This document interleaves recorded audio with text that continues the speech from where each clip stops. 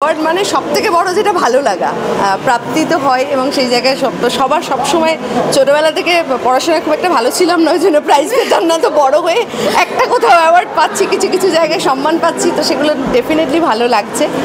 আর আজকেও অনেক আশা নিয়ে এসেছি, দেখা যাক কী হয়। পুরস্কার পেতে তো সকলেরই ভালো লাগে, আর পুরস্কার পেলে আরও কাজের প্রতি উৎসাহটা বেড়ে যায়। আর আমি যে জন্য পাচ্ছি, মানে খারাপ হয়ে ভালো মানে পুরস্কার পাচ্ছি, মানে এটাই আমার কাছে প্রাপ্তি। আরও বড় করার চেষ্টা করেছি। তো শোয়ের টাইমে বৃষ্টি একটু মানে বিঘ্নিত করেছিল শোটা, যাক তাও সফলভাবে শোটা শেষ করতে পেরেছি এবং প্রায় 100 জন অ্যাওয়ার্ডই ছিল। তার পাশাপাশি বিভিন্ন অভিনেত্রীরাও ছিল। সকলকে তাদের কাজের জন্য আজকে আমরা আমাদের বেঙ্গল এক্সেলেন্স অ্যাওয়ার্ড শ্রেষ্ঠত্বের সেরা স্বীকৃতি সেটা আমরা তুলে দিতে পেরেছি।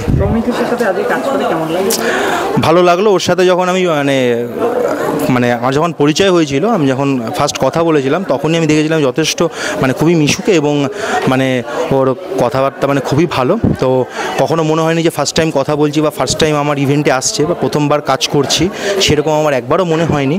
তোমার একটাকে যখন সব আর্টিস্টরা চলে আসে অ্যাওয়ার্ড নেয় বা শুটও করে, তো সেই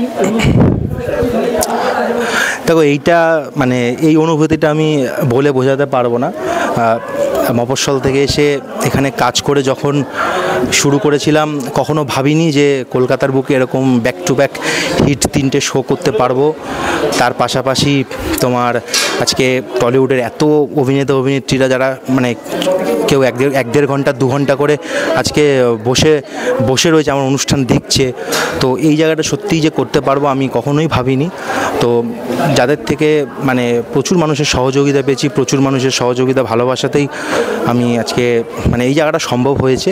এবং হ্যাঁ, অবশ্যই হয়তো কিছু ভালো কাজ করেছি বা মানুষের সাথে ভালো ব্যবহার করার চেষ্টা করি, ভালোভাবে কথা বলার চেষ্টা করি, সকলকে রেসপেক্ট করি, সম্মান দিই, তা বলেই হয়তো তারা আমাদের সাথে আজকে কাজ করেন এবং আমাদের এক ডাকে তারা চলে আসে। এই ধরনের পুরস্কার একটা অনুপ্রেরণা যোগায় ভালো কাজ করার, এবং আমাদের পুরো টিমই একটা জয়েন্ট এফোর্ট দিয়ে একসঙ্গে কাজ করে একটা টেলিভিশন শোকে দাঁড় করিয়েছে। মানুষের ভালোবাসা পাচ্ছি আমরা। এটা কোনো একজন ইন্ডিভিজুয়াল আর্টিস্টের কন্ট্রিবিউশনে কখনোই সম্ভব নয়। It is always a team game. সুতরাং সেই জায়গায় দাঁড়িয়ে আমার মনে হয় যে এই যে ভালোবাসাটা মানুষ এত ভালোবাসা দিচ্ছে, সেটাই কোথাও চ্যানেলাইজড হয়ে, সেটাও কোথাও একত্রিত হয়ে পুরস্কারের ফর্মে আমাদের কাছে আসে। এটা তো সবসময়ই থাকে। মানে আমি যখন তোপসে হিসেবে অভিনয় করেছি, তখন আমার মনে হয়েছে যে তোপসে হিসেবে কি অ্যাকসেপ্টেন্স আসবে, কিন্তু তার একটা প্রসেস থাকে, তার আমার কাজ করার একটা ধরন থাকে। সেই ধরনটা ফলো করেই কাজ করেছি এবং চেষ্টা করেছি খুব অনেস্টলি কাজ করা। যেহেতু আমার আলাদা করে খুব একটা আমি বলবো না যে প্রচণ্ড ওয়ার্কশপ করেছি বা করেছি, খুব অনেস্টলি কাজটা করার চেষ্টা করি। আমরা 14 ঘন্টা শুটিং করি। সেই 14 ঘন্টা কখনোই মনে হয় না যে খুব কাজ করতে হচ্ছে, খুব পরিশ্রম হচ্ছে। কারণ যখন মানুষের থেকে এত ভালোবাসা আমরা পাই না, তখন মনে হয় যে মানে এই ভালোবাসাটা কী করে দ্বিগুণ করে ফিরিয়ে দেবো, এবং সেটা একমাত্র উপায় আমাদের কাজের মধ্যে। অবাক হই সেই সব শিল্পীদের জন্য যারা আর কি মানুষের থেকে দূরে থাকতে চায়, কিন্তু এই পরিচিতিটা পাওয়ার জন্য, মানুষের এই ভালোবাসাটা পাওয়ার জন্য, এই প্রশংসা পাওয়ার জন্যই তো আমরা কাজ করি। সুতরাং সেটা যখন আসে, সেটা থেকে পালিয়ে লাভ নেই, সেটাকে এমব্রেস করে নেওয়াটাই বেটার। খুব ভালো লাগছে এই পুরস্কার হাতে উঠে এসেছে গীতা এলএলবির জন্য, যেটা আমার কাছে খুব দামি এবং প্রিয় একটা চরিত্র। স্নেহাশিস চক্রবর্তী খুব যত্ন নিয়ে লিখছেন এই চরিত্রটা, সেজন্যই আমার কাছে খুব প্রিয়। আর ধন্যবাদ স্টার জলসাকে, ধন্যবাদ বেঙ্গল এক্সেলেন্স অ্যাওয়ার্ডকে এটা আমার কাছে তুলে দেওয়ার জন্য।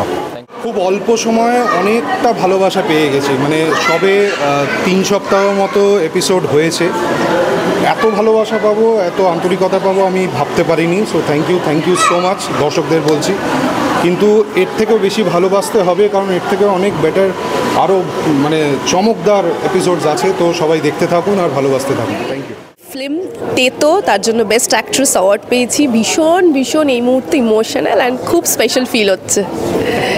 তোমার আগামী প্রজেক্ট একটা সিনেমাও করছি, তার সাথে টেলিভিশন তো করছি, টেলিভিশন ছাড়তেই পারবো না, টেলিভিশনের মধ্যেই বেঁচে থাকি আমরা। সো একটা টেলিভিশন জাস্ট শেষ হলো, এরপরে আরেকটা নতুন প্রজেক্ট শুরু হচ্ছে, তার সাথে সাথে সিনেমারও শুটিং করছি, কিন্তু এখন পুরোটা বলতে পারবো না।